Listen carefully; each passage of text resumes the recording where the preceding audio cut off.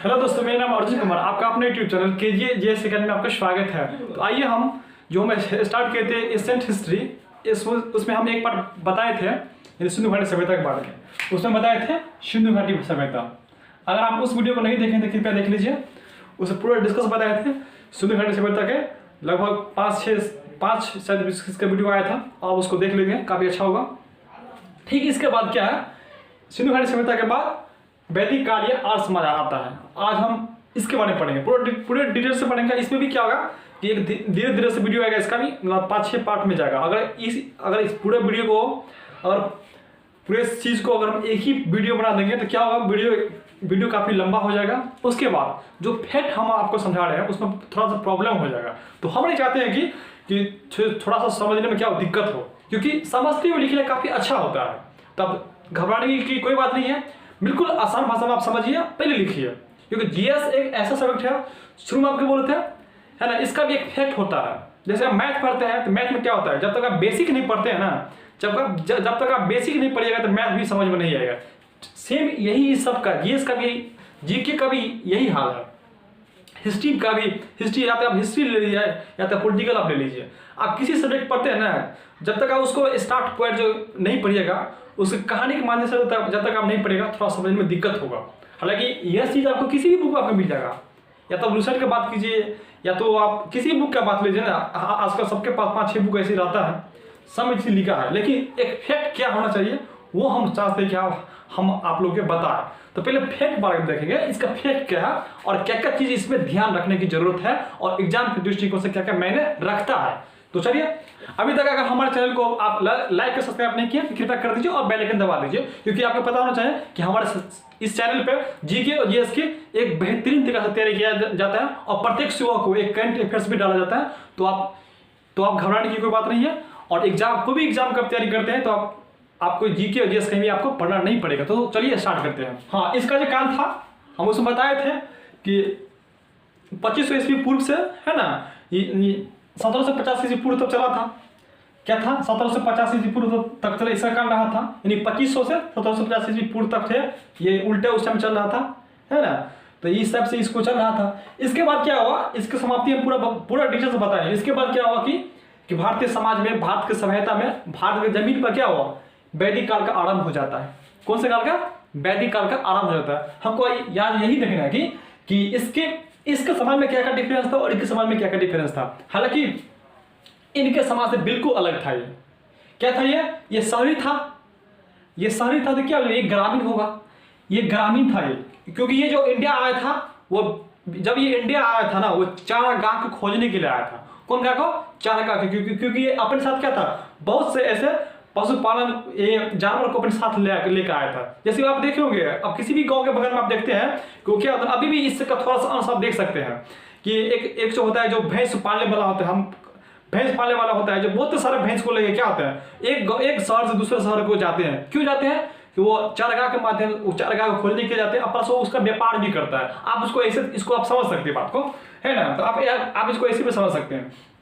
तो जब वो इंडिया में आया था तो वो चारागाह के खोजने के लिए आया था। लेकिन क्या था, इनसे बिल्कुल अलग था ये सिंधु घाटी सभ्यता में लोग क्या था, आपस में मिलजुल रहते थे, है ना। क्योंकि इस सभ्यता में कभी भी युद्ध के होने की प्रमाण अभी तक नहीं मिला है। क्योंकि युद्ध होने के लिए क्या होना चाहिए, कम से कम उसमें होना चाहिए तो लोहा होना चाहिए।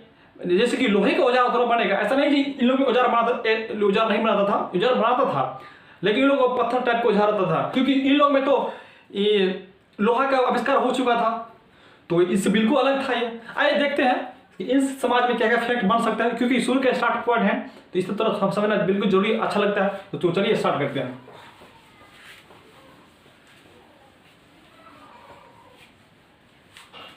चलिए, वैदिक इसलिए बोलते हैं कि आर्य समाज को वैदिक इसलिए बोला जाता है क्योंकि आर्य समाज के ही लोग क्या था, ये आर्य समाज के ही द्वारा भारत में वेद का आविष्कार किया गया। जो आप वेद पढ़ेंगे पूरे डिटेल्स में पढ़ेंगे, है ना। वेद का खोजा गया था, यानी कि 4 वेद जो है, पहला है ऋग्वेद, यजुर्वेद, अथर्ववेद, सामवेद। ये जो सामवेद सब है, सब क्या इसमें खोजा गया था। तो अब आप इसको ऐसे कह सकते हैं कि वैदिक काल इसलिए कहा गया, क्या वैदिक काल इसलिए कहा गया था क्योंकि इसी में क्या गया, वेद का खोजा गया था। अब कौन खोजा है और कौन नहीं खोजा है पूरे डिटेल्स से पढ़ेंगे, घबराने की कोई बात नहीं है। आगे हमको ये समझने कि वैदिक क्यों कहते हैं, क्योंकि इसमें वेद का खोज हुआ है, वो वेद 4 वेद है, सबको डिटेल से पढ़ेंगे, है ना। उसके बाद देखिए कि ये और आर्य समाज के बारे में थोड़ा फिर शुरू से स्टार्ट जान लेते हैं क्या क्या फैक्ट है। इसलिए कहा गया कि इसमें वेद की रचना हुआ, किसने किया, तो आर्यों ने मिलकर किया था। आप इसको कह सकते हैं कि, है ना, वेद का खोज, है ना, आर्यों ने मिलकर किया था।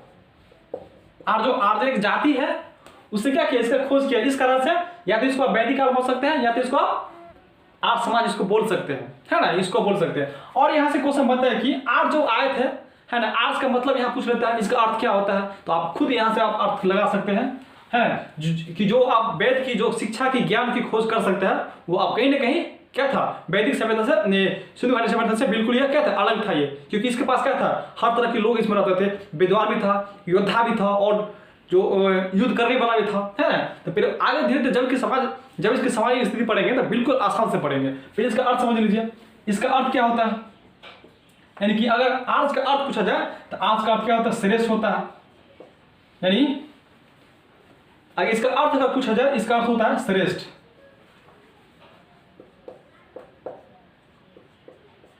इसका अर्थ क्या होता है, श्रेष्ठ हो गया इसका। या तो इसको आप श्रेष्ठ बोल सकते हैं, या तो इसको बोल सकते हैं कुलीन हो गया, या फिर इसको बोल सकते हैं उत्कृष्ट, यानी या तो इसको आप विद्वान बोल सकते हैं, विद्वान। यानी आर्य का क्या अर्थ होता है, या तो इसको श्रेष्ठ बोल सकते हैं, या तो कुलीन बोल सकते हैं, या तो उसको उत्कृष्ट बोल सकते हैं, या तो इसको विद्वान बोल सकते हैं। यानी इतना इसका अर्थ होता है। आप खुद लगा सकते हैं कि ये इन लोगों के समाज में क्या रहा होगा, बिल्कुल अलग था, सिंधु घाटी सभ्यता से बिल्कुल अलग था। क्या क्या अलग था, धीरे धीरे पढ़ेगा, अब बिल्कुल आसान भाषा में समझेंगे। तो चलिए, ये तो इसका अर्थ हुआ। अब क्या हुआ ना, अब क्या हुआ, जब आर्य समाज, जब आर्य जाति के लोग जब इंडिया में आया था, है ना, किसके माध्यम से आया था, वो चारागाह खोजने के लिए आया था, है ना। आप एक तरह से कह सकते हैं क्या कि वो ये भी आया था, भटकते हुए आया था, है ना। तो ये अभी भी क्या है ना, अगर हम इसका थोड़ा हम ये देख ले कि वो स्टार्टिंग पॉइंट में ये इंडिया कैसे पहुंचा, तो मान के चलिए क्या था, मान के चलिए कि ये आपका हो गया, ये आपका हो गया भारत के उत्तर पश्चिमी भाग हुआ है ना। उत्तर पश्चिमी भाग में, हालांकि ये आपका ये इंडिया का देखा जाए तो वो एशिया का ही भाग है। एशिया के मध्य से यहाँ पर निकलता, यहाँ पर है एक देश है, ये ईरान देश है, ईरान इसको आप बोल सकते हैं, है ना। यहाँ पे बोल सकते हैं इसको आप ईरान, हालांकि यहाँ ईरान था, वो साइड में थोड़ा है ना। आप इसको बोल सकते हैं ये आपका ईरान है ना। ऐसे साइड में क्या था, मध्य एशिया था, वो पूरा ये क्या, ये एशिया ही है, मध्य एशिया है। तो आप इसको बोल सकते हैं क्या, मध्य एशिया होते हुए वे ईरान होते हुए ना, ईरान होते हुए ये आपको गया, ये अफगानिस्तान है ना। तो यहाँ से मध्य एशिया होते हुए है, और ईरान होते हुए ये अफगानिस्तान और इंडिया तक पहुंच गया था, है ना। ये ऐसे आया था, लेकिन मध्य एशिया से ईरान होते हुए और अफगानिस्तान होते हुए वो इंडिया तक पहुंचा था। इंडिया कहाँ तक, वो इसका विस्तार देखा जा रहा है तो इसका विस्तार हालांकि यूपी तक इसका ये विस्तार पहुंच गया था, लेकिन स्टार्ट में कहाँ तक आया था, वो पंजाब तक आया था, है ना। पंजाब तक ये स्टाइल में पूरा तक ये भर गया था, क्योंकि जाति था ये, वो खोजते खोजते इंडिया आ चुका था।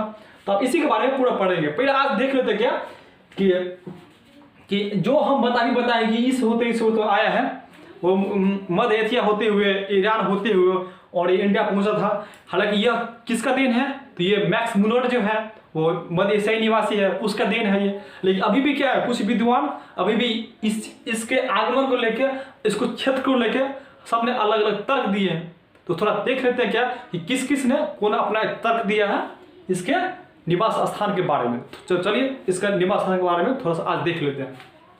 चलिए, अगर इसका हम निवास स्थान के बारे में बात करें तो यहाँ लिखते विद्वान, लिखिए किसने क्या बोला है, यहाँ लिखते हैं इसका निवास स्थान, है ना। यहाँ हो गया विद्वान, हो गया इसका निवास स्थान। कौन विद्वान ने इस आर्य समाज को कौन क्षेत्र बताया है, वो रहने का क्षेत्र बताया है। सबने अलग अलग तर्क दिया है। अगर तर्क की बात करें तो पहले हो गया मैक्स मुलर हो गया। मैक्स मुलर ने बताया था इसका मध्य एशिया बताया था, है ना, मध्य एशिया। यानी ये कहां से आया था, तो ये मध्य एशिया से वो इंडिया आया था, इसको आप ऐसे कह सकते हैं। उसके बाद बाल गंगाधर तिलक की बात करें, बाल गंगाधर तिलक वही स्वराज हमारा जन्मसिद्ध अधिकार है, ये सबसे गर्म दल के नेता था यह बाल गंगाधर तिलक। ये कहाँ बताया था, ये आपको आर्कटिक क्षेत्र बताया था, आर्कटिक क्षेत्र है ना, ये आर्कटिक क्षेत्र हो गया, ये ग्लोब हो गया, ग्लोब के बीच बीच में विषुवत रेखा क्या करता है, काटता है, ये 0 डिग्री विषुवत रेखा हो गया, ये नॉर्थ पोल हो गया और ये साउथ पोल हो गया। यहाँ जो जगह है यही है आर्कटिक है, ये 66.5 डिग्री ये उत्तरी अक्षांश में पड़ता है ना। ये इस क्षेत्र को बताया था कि कौन, हम पढ़ रहे हैं कि कौन विद्वान है इसका निवास स्थान कहाँ बताया है ना, वो कहाँ से चल के इंडिया आया था, तो सबने अलग अलग तर्क दिया है। मैक्स पर बताइए मध्य एशिया से चल के इंडिया आया था, कि बाल गंगाधर तिलक बताया कि ये आर्कटिक क्षेत्र का था, वहां से ये लोग यहाँ आया था। यह क्षेत्र आपका ये हो गया, ये बर्फीला इलाका होता है। और देखते हैं कि किसने क्या क्या बताया है।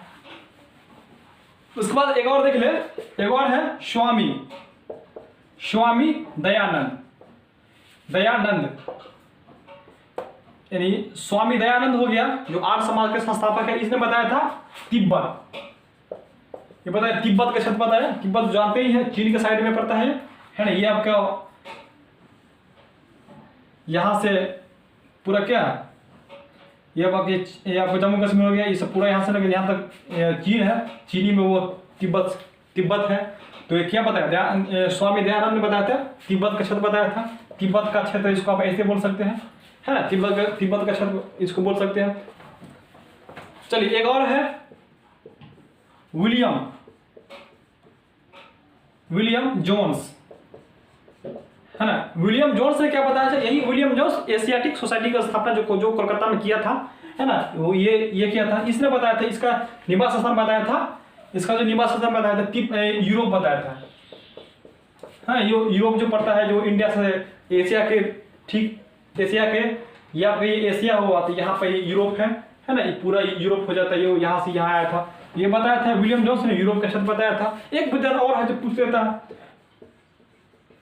मेयर और एक और कील है, मेयर और कील है, ये बताया था पामीर का पठार बताया था, इसको बोल सकते हैं पामीर का पठार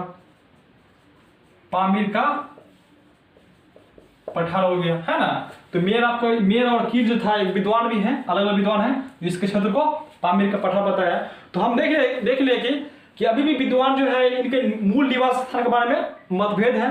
तो ज्यादातर जो है ये मैक्स मुलर का स्थान मान लिया जाता है ना, कि इनके अनुसार ये मध्य एशिया से वो ईरान होते हुए भारत पहुंचा था। लगभग कितने से पहुंचा था, तो 1500 ईस्वी पूर्व में लगभग पहुंचा था। ये कितने से पहुंचा था, 1500 ईस्वी लगभग पूर्व में ये पहुंचा हुआ था। तो इसका ज्यादातर वो मान्यता प्राप्त लेता है और आंसर भी ज्यादातर यही लेता है। तो हमने यह देखे हैं कि सिंधु घाटी सभ्यता के बाद आर्य जाति के लोग आया था, है ना, इंडिया पहुंचा था। वो चारागाह के माध्यम से आया था, पशु पक्षी लेके आया था, जानवर तरमर को लेकर, और चारागाह खोलने के लिए आया था। होता ना, एक स्थान से दूसरे स्थान आगे जाते हैं तो कभी ऐसा फसल मिल जाता है, चारागाह भी मिलता है जानवर को खाने के लिए, और अच्छा से व्यापार भी हो जाता है। तो इस कारण से वो आया था बिल्कुल। लेकिन इनका समाज सिंधु घाटी सभ्यता से बिल्कुल अलग था, क्योंकि इनमें काफी लोग विद्वान भी रहते थे, योद्धा भी था, है ना। इसके बारे में और थोड़ा देख लेते हैं। चलिए और थोड़ा फैक्ट देख लेते हैं इसके बारे में ना। इस क्षेत्र में ना अगर देखा गया, जब इंडिया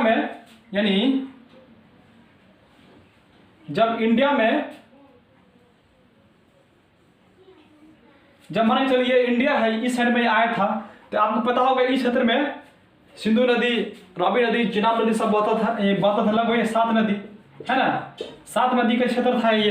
तो कभी कभी इन क्षेत्र को सप्त सिंधु प्रदेश भी कह सकते हैं, है ना, यानी कि सप्त सिंधु, है ना। कभी कभी अगर ऑप्शन में आ जाए तो ये सप्त सिंधु प्रदेश भी इसको बोल सकते हैं। हालांकि सप्त सिंधु प्रदेश आपको सिंधु घाटी सभ्यता में ले लेता है ना। तो इस क्षेत्र को इसको बोल सकते हैं, क्यों, क्योंकि 7 नदी लगभग विपस था, रावी, चिनाब, ये सब नदी सब था। जब इसकी नदी के बारे में चर्चा करेंगे तो पूरा उसका डिटेल से पढ़ेंगे, तो इसको हम इस तरह की बात बोल सकते हैं। लेकिन क्या था कि इन लोगों ने था ना, इन लोगों में हम देखा गया था, इन लोगों का जो हम इसका जब निवास स्थान के बारे में पढ़ेंगे, जो इंडिया में कैसे रहता था। हालांकि इसका पूरा जीवन ये सब देखा जाए तो वह कबीला वो कबीला बना कर रहता था, है ना। एक कबीला था, एक तम्बू गाड़ के रहता था। जैसे कि अभी भी आप देख सकते हैं कि इसको छोटा सा अंश आप, जैसे कि अभी किसी गांव में अगर नट फोकस आता है तो क्या होता है, उससे एक अलग झुंड होता है ना। क्योंकि उसका जो रहन सहन में क्या होता है, बिल्कुल अलग होता है। अगर आपको आर्य समाज की जाति को समझना अभी के दृष्टिकोण से, तो आप क्या होता है, अभी भी किसी भी क्षेत्र में आप देखिएगा तो वो एक नट भोखो जो होता है वो कैसे क्या होता है, सबसे अलग रहता है। उसका वेशभूषा में क्या सबसे अलग रहता है, हम उससे बिल्कुल अलग रहता है। वो कहीं भी रहेगा तो हम उसको पहचान लेते हैं, है ना। और उन लोग भी क्या होता है ना, अपने वेशभूषा से लगे रहन से सब वो अलग लोग को पहचान लेता है और अपने लोग को भी पहचान लेता है। तो हमको ऐसे ही देखना है कि तो इनका समाज में देखें तो इस टाइप के वो तंबू बांध के रहता था। इसमें देखा जाए इसी कबीला में एक राजा भी होता था और राजा भी होता था, और राजा क्या करता था, सबको देख रेख करता था और सबको सहायता भी करता था। तो जैसे इसका समाज आएगा ऐसे तो पढ़ते चलेंगे। तो आज के लिए हम इतना ही रखते हैं। आज हम देखें कि इसके आर्य समाज के अर्थ क्या होता है और उसका मूल निवास स्थान के बारे में देखो, वो इंडिया कैसे पहुंचा था और ये कहाँ से वो आया था, है ना। इसके बाद आगे चलेंगे, इसकी जानकारी के बारे में पढ़ेंगे और इसकी सामाजिक स्थिति के बारे में पढ़ेंगे। लेकिन इतनी तो आप जान लीजिए, क्योंकि जो हम पीछे पहले पढ़े हैं सिंधु सभ्यता से, बिल्कुल इसका समाज क्या था, बिल्कुल अलग था। उसमें क्या था कि पितृ सतात्मक था। इसमें क्या उसमें था मातृ सतात्मक था, इसमें पितृ सतात्मक हो जाएगा। क्योंकि इसमें क्या था, इन लोग में पुरुष की प्रधानता क्या था, सबसे ज्यादा था। और वे क्या था, वो हड़प्पा सभ्यता शहरी था, क्योंकि वो शहर में रहता था। ये सब क्या हो गया, वो गांव घर में रहता था। ये इसको बोल सकते हैं ये क्या है, इसकी सभ्यता क्या था, ग्रामीण था। आप इसको ऐसे बोल सकते हैं। तो धीरे धीरे पढ़ने से क्या होता है कि आपको भी याद होगा और लिखने में भी अच्छा होगा। तो चलिए हम इस चीज़ को यही समाप्त करते हैं। तो अगर ये वीडियो आपको अच्छा लगे कृपया इस वीडियो को लाइक एंड सब्सक्राइब कीजिए और बेल आइकन दबा दीजिए, ताकि इसका ठीक नेक्स्ट पार्ट आएगा। इसका शायद मुझे बता दें कि इसका 4 से 5 वीडियो छोटा छोटा बन के आएगा और समझने में भी अच्छा होगा। तो धन्यवाद।